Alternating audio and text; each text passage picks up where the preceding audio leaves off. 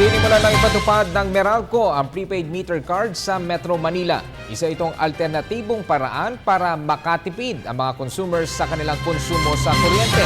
Narito ang report ni Joseph Parafina. Patok na talaga ngayon ang mga prepaid system sa bansa. Ito'y dahil kahit sa kuryente ay inilunsad na sa mga kabahayan sa Metro Manila ang tinatawag na kuryente load na inasa makatutulong sa maraming nagtitipid sa paggamit ng kuryente. Ang sistemang ito magbibigay ng pagkakataon sa mga consumer na kahit $100 lamang hawak na pera ay makargahan na ang kanyang metro sa iba't ibang loading station sa Metro Manila.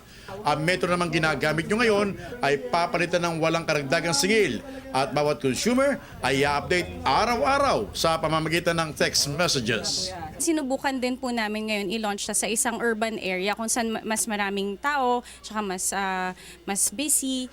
So dito namin sinimulan sa Sampaloc at saka sa Tondo. Makatatanggap din ng paalala ang mga nasa ilalim ng programa kung paubos na ang load at niliwanag nilang walang expiration ng mga ito di tulad sa mga cellphones na ginagamit ngayon pag nagpa-load ka. Dito po sa Manila, sa aming pong pag-aaral, marami pong makikinabang dito at kaya nga po tayo nandito ay para spread yung news na kapaki-pakinabang po to sa kabahayan. Pinagmalaki ni Aling Nympha ang nangyari sa kanyang bahay. Sa halip kasing lumaki ang kanyang bill dahil sa bagong programa, bumaba daw ito na napakalaking tulong sa kanyang pamilya.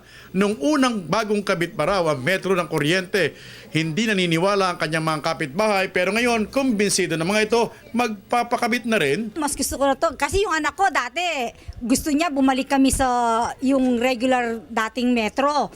Pero nung na-try na po namin ngayon itong niloload, okay na po sa amin, okay na rin sa kanya. Para sa Telebisyon ng Bayan, Joseph Parafina.